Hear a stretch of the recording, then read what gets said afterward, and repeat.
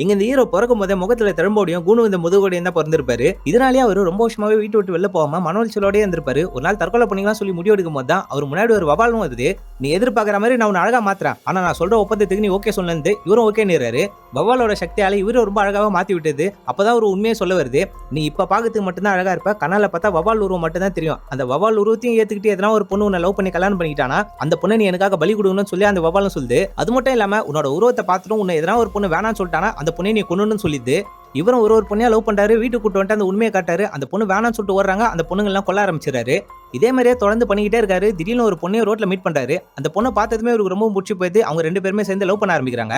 இந்த பொண்ணு இவர் ரொம்ப சின்சியரா லவ் பண்ண ஆரம்பிச்சிடும். அதனால இந்த பொண்ணை மட்டும் கொல்ல தேவையில்லைன்னு சொல்லிட்டு இந்த பொண்ணை அவாய்ட் பண்ண ஆரம்பிச்சிட்டாரு. ஃபோன் பண்ணாலும் எடுக்க மாட்டாரு. இந்த பொண்ணு செம்ம டென்ஷன் ஆயிட்டு வீட்டுக்கே தேடி வந்துடுறாங்க.